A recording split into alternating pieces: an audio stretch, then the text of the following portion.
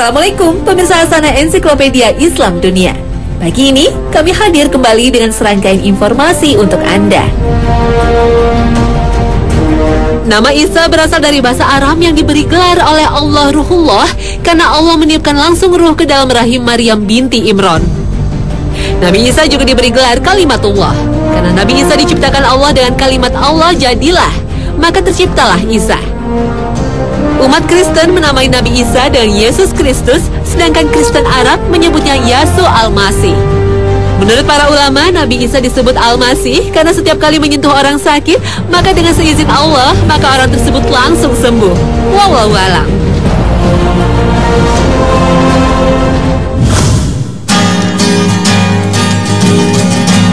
Nabi Isa alaihissalam termasuk Nabi Ulul Azmi karena keteguhannya dalam berdakwah, melawan fitnah dan tipu daya kaum Bani Israel. Nabi Isa lahir dari seorang perempuan suci bernama Maryam. Sedangkan Maryam lahir dari keluarga Imran yang Allah abadikan namanya menjadi nama surat dalam Al-Quran. Allah berfirman, sesungguhnya Allah telah memilih Adam, Nuh, keluarga Ibrahim dan keluarga Imran melebihi segala umat pada masa mereka masing-masing. Saat Maryam masih dalam kandungan, istri Imran bernazar akan menyerahkan anaknya untuk menjadi hamba yang soleh dan berkhidmat di Baitul Maqdis. Setelah lahir, Maryam kemudian dipelihara dan diasuh oleh Nabi Zakaria yang merupakan pamannya. Siti Maryam tumbuh menjadi wanita yang setiap hari beribadah pada Allah. Setiap kali Nabi Zakaria menemuinya di mihrabnya, dia selalu mendapati berbagai makanan lezat di samping Maryam. Nabi Zakaria terheran-heran, dari manakah makanan itu? Tanya Nabi Zakaria. Seperti dikisahkan dalam surat Ali Imran, Maryam menjawab, makanan itu berasal dari sisi Allah. Sesungguhnya Allah memberi rezeki kepada siapa yang dikehendakinya tanpa hisab. Allah memilih Maryam sebagai wanita yang disucikan dan dilebihkan dari wanita lain di dunia pada masanya. Sampai suatu saat Allah memberi keajaiban lain. Maryam mengandung seorang laki-laki yang bernama Isa Al-Masih. Saat itu Allah mengutus malaikat Jibril yang menjelma sebagai seorang penjaga menemui Maryam di mihrabnya. Pergilah dari sini, sesungguhnya aku berlindung kepada Allah atas kejahatan yang akan terjadi dan aku takut kepadanya. Maryam membentak dan mengusir pemuda itu. Tapi pemuda itu memperkenalkan dirinya sebagai Jibril utusan Allah. Dalam Al-Quran diceritakan, dan ingatlah ketika malaikat berkata, hai Maryam, sesungguhnya Allah menggembirakan kamu dengan kelahiran seorang putra yang diciptakan dengan kalimat yang datang darinya, namanya Al-Masih, Isa putra Maryam. Seorang terkemuka di dunia dan di akhirat, dan termasuk orang-orang yang didekatkan kepada Allah. Maryam seorang perawan suci tidak pernah keluar mihrab. Bagaimana ia bisa mengandung, padahal ia tidak memiliki suami? Tapi tidak ada yang mustahil bagi Allah. Allah ingin menunjukkan kekuasaannya. Tapi bagi kaum kafir, inilah saatnya untuk menghina keluarga Zakaria dan Maryam. Saat kandungan menginjak usia 8 bulan, Maryam hijrah ke Mesir untuk menghindari kejahatan kaum kafir. Allah mempermudah proses kelahiran Isa bin Maryam. Saat Maryam kembali kepada kaumnya dengan membawa bayi, kaum kafir kembali bertanya dengan mengejeknya. Dan Maryam pun berkata, silakan untuk bertanya kepada sang bayi. Allah kembali menunjukkan kekuasaannya yang membuat kaum kafir terheran-heran. Dan berkatalah Isa yang masih bayi seperti digambarkan dalam surat Maryam. Sesungguhnya aku adalah hamba Allah. Dia memberi Alkitab dan menjadikan seorang nabi, dan dia menjadikan aku seorang yang diberkati di mana saja aku berada, dan dia memerintahkan kepadaku untuk mendirikan sholat dan menunaikan zakat selama aku hidup. Bersama Nabi Isa, Maryam tinggal di sebuah desa bernama An-Nashirah hingga beliau beranjak dewasa. Pada usia 30 tahun, Nabi Isa bermimpi menerima wahyu. Sejak itulah Nabi Isa berpisah dengan ibunya untuk berdakwah kepada kaum Bani Israel yang sudah menyimpang dan membangkang kepada Tuhannya.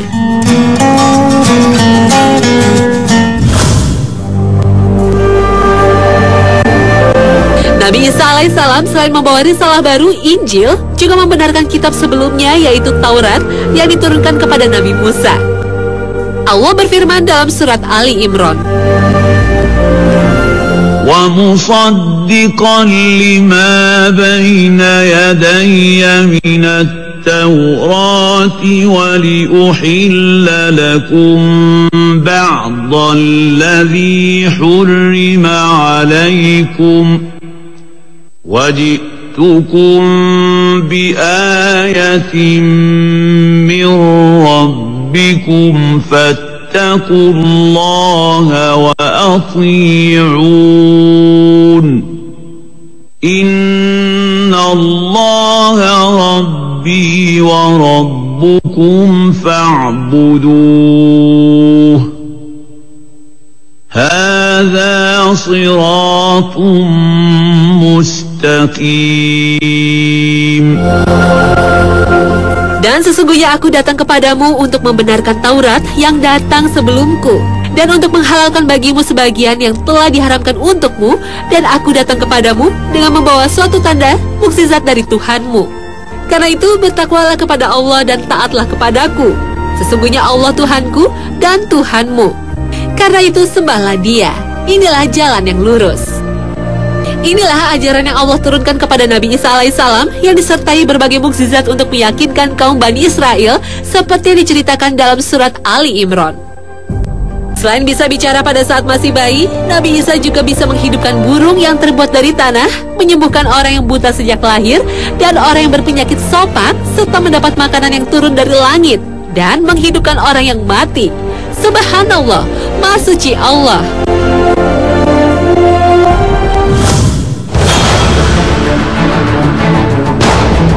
Nabi Isa diutus oleh Allah untuk berdakwah kepada kaum Bani Israel dengan membawa risalah tauhid dalam kitab Taurat dan Injil. Dalam dakwahnya, Nabi Isa mendapat perlawanan dari kaum Bani Israel. Nabi Isa difitnah berambisi ingin menjadi raja kaum Bani Israel, bahkan dituduh mengaku sebagai anak Tuhan. Berkaitan dengan tuduhan kaum Yahudi ini, Allah jelaskan dalam surat Al-Maidah. Dan ingatlah ketika Allah berfirman, "Hai Isa putra Maryam, adakah kamu mengatakan kepada manusia, jadikanlah aku dan ibuku dua orang Tuhan selain Allah?"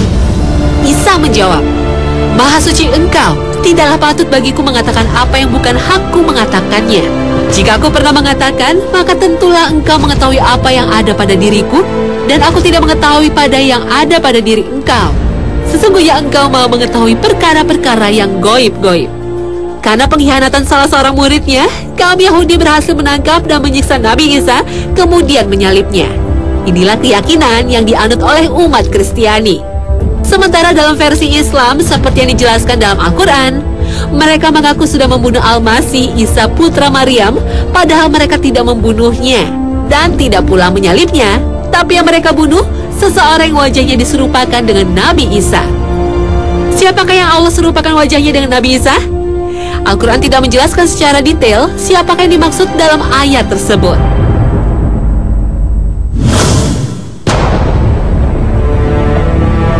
Kisah penyaliban Nabi Isa menjadi tradisi yang banyak dirayakan, antara lain oleh umat Kristen Filipina.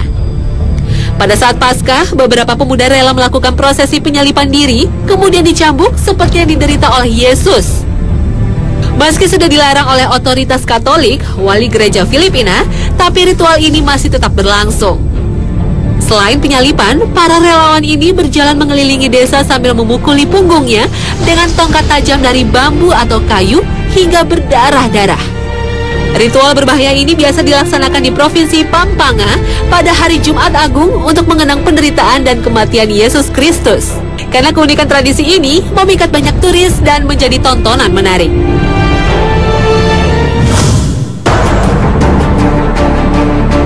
Kisah penyaliban dan kematian Yesus Kristus banyak ditemukan dalam kitab Perjanjian Baru. Peristiwa ini terjadi pada abad ke-1 Masehi, diperkirakan antara tahun 30 dan 33 Masehi. Menurut catatan penanggalan Yahudi, Yesus mati tergantung di atas salib pada tanggal 14 Nisan, beberapa jam sebelum hari Paskah Yahudi pada tanggal 15 Nisan.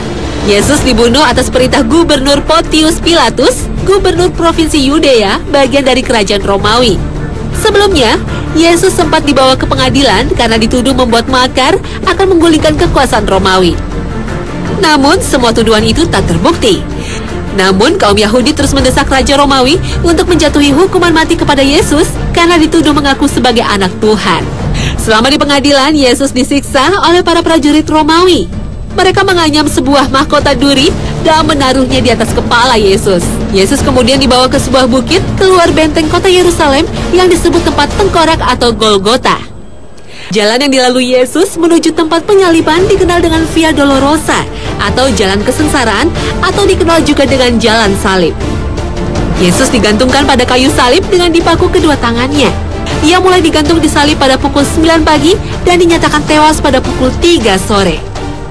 Dalam kayu salib ditulis kenapa Yesus dihukum mati. Tulisan itu dibuat dalam 3 bahasa, Romawi, Yunani, dan Ibrani. Dalam catatan Matius, tulisan itu berbunyi, "Inilah Yesus Raja orang Yahudi." Sedangkan catatan Yohanes, "Yesus orang Nazaret, Raja orang Yahudi." Untuk memastikan Yesus mati, seorang prajurit Romawi menikam lambung Yesus dengan tombak. Benarkah Yesus mati disalib? Sebuah dokumen tua dari abad kedua pernah ditemukan di Nag Hammadi Mesir yang memiliki pandangan berbeda dengan Kristen konservatif. Dokumen yang disebut Apokalipsis Petrus ini menyebutkan Yesus tidak mati disalib.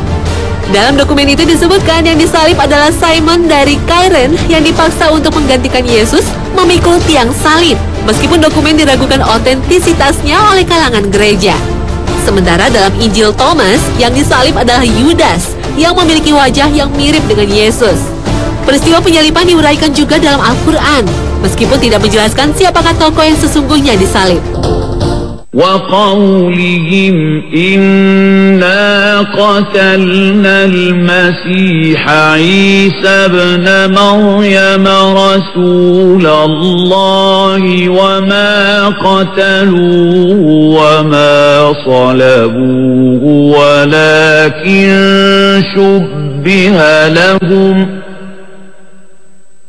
وإن الذين اختلفوا فيه لفي شك منه ما لهم به من علم إلا اتباع الظن وما قتلوه يقينا. Dalam surat An-Nisa ayat 157 bahwa Yesus atau Nabi Isa tidak dibunuh dan disalib, tapi ada seseorang yang diserupakan wajahnya. Dan mereka sesungguhnya masih berada dalam keraguan siapakah yang sesungguhnya yang disalib dan dibunuh itu. Tapi dalam sebuah sumber sejarah yang diserupakan itu adalah Yudas Iskariot, salah seorang dari murid Nabi Isa yang berkhianat dan melaporkan tempat persembunyian Nabi Isa. Bagi umat Islam, Al-Quran tidak sekedar sebuah dokumen sejarah yang otentik, tapi merupakan dokumen teologis yang wajib diyakini kebenarannya. Karena Al-Quran adalah firman Allah.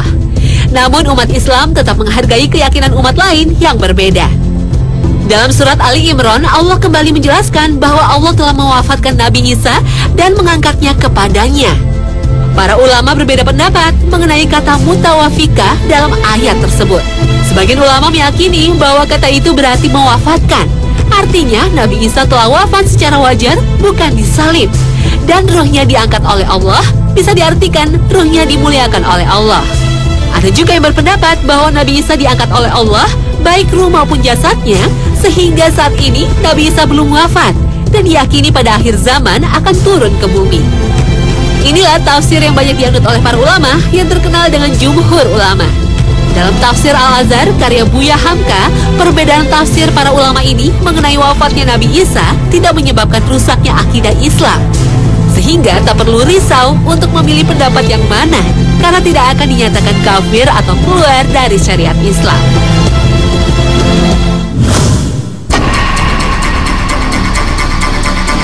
Trinitas adalah doktrin pokok ajaran Kristen yang meyakini bahwa Allah yang transenden dan tak terjangkau melepaskan dirinya pada diri Yesus dan Roh Kudus, sehingga Yesus dianggap sebagai anak Tuhan. Pada Kredo Nikea yang dibuat pada tahun 325 Masehi, belum dikenal doktrin Trinitas karena baru Yesus yang dianggap anak Tuhan. Roh Kudus dianggap sebagai Tuhan ditetapkan pada Konsili Nikea, Konstantinopel pada tahun 381 Masehi. Namun Konsili Nikea menyebabkan terpecahnya gereja Barat dan Timur. Gereja Timur menolak pernyataan bahwa Roh Kudus diturunkan dari Allah Bapa dan Anak, melainkan hanya dari Allah Bapa. Sehingga gereja Timur memisahkan diri dari gereja Katolik Roma dan mendirikan gereja Ortodoks Yunani. Tidak hanya soal keyakinan terhadap Roh Kudus, juga tradisi yang diterapkan berbeda. Misalnya para pemimpin gereja yang disebut bishop dibolehkan untuk menikah. Sebagaimana aliran Kristen Protestan yang dipelopori oleh Martin Luther karena menolak dominasi Paus. Doktrin Trinitas sebenarnya mendapat penolakan dari kalangan umat Kristiani sendiri yang ingin mempertahankan ajaran monoteisme dan menganggap Yesus itu sebagai nabi seperti yang ditulis dalam Injil. Penolakan antara lain yang dipelopori oleh Arius. Namun kelompok pendukung Arius ini dikejar dan disiksa karena tidak sehaluan dengan doktrin Paus yang didukung penguasa Romawi. Beberapa tokoh Kristen yang mempertahankan ajaran monoteisme hidupnya berakhir dengan mengenaskan. Uskup Photius tewas dibunuh. Kemudian Uskup Irenicus yang menggantikan posisinya juga berakhir dengan dibunuh.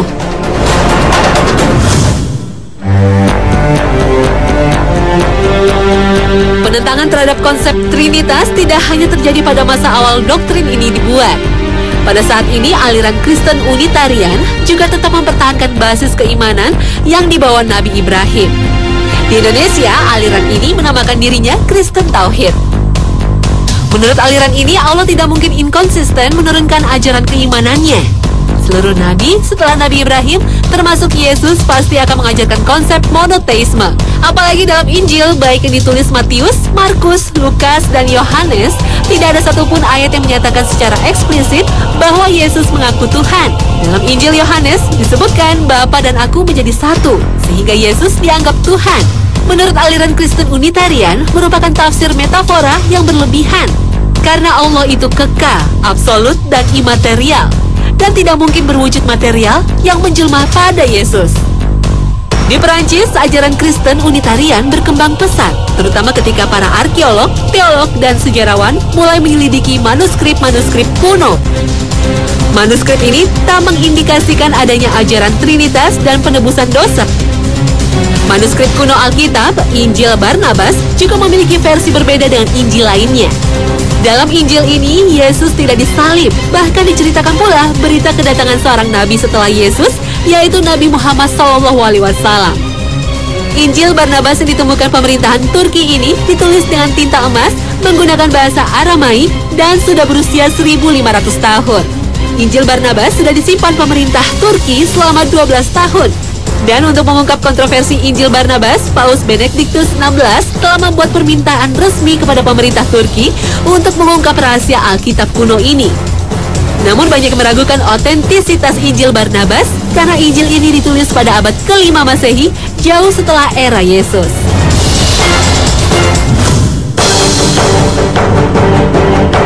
Kisah Nabi Isa termasuk kisah Nabi yang banyak difilmkan. Bagi umat Kristiani, Nabi Isa atau Yesus adalah sosok yang sangat diagungkan sebagai juru selamat. Yesus rela disiksa di tiang salib untuk menebus dosa umatnya. Penderitaan Yesus misalnya tergambar dalam film The Passion of the Christ yang disutradarai aktor kawakan Mel Gibson. Tokoh Yesus yang dibintangi Jim Caviezel dan dirilis tahun 2004 memicu banyak kontroversi karena menggambarkan perlakuan jahat kaum Yahudi pada Yesus, sehingga khawatir akan memicu gerakan antisemit. Kisah Nabi Isa juga diangkat ke layar lebar berdasarkan versi Islam dan Injil Barnabas. Nabi Isa tidak mati disalib, tapi diselamatkan oleh Allah.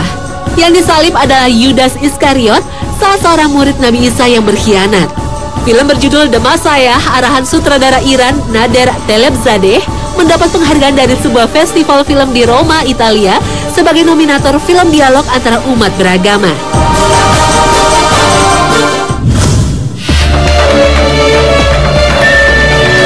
Dalam keyakinan umat Islam, Nabi Isa akan kembali turun ke bumi pada akhir zaman. Rasulullah bersabda, tidak akan terjadi kiamat sehingga turun kepada kalian Ibnu Maryam sebagai hakim yang adil. Ia mematahkan salib, membunuh babi, menghentikan jizyah, dan melimpahkan harta sehingga tidak ada seorang pun yang mau menerima pemberian harta. Tapi sebelum kedatangan Nabi Isa, dunia dipenuhi oleh kezoliman, kesengsaraan, dan peperangan besar yang melibatkan seluruh penduduk dunia. Setelah itu muncullah Imam Mahdi yang berperang melawan Dajjal. Saat dunia dalam kekacauan dan peperangan inilah Nabi Isa turun ke bumi untuk bergabung bersama Imam Mahdi menumpas Dajjal dan memerangi kaum Yahudi.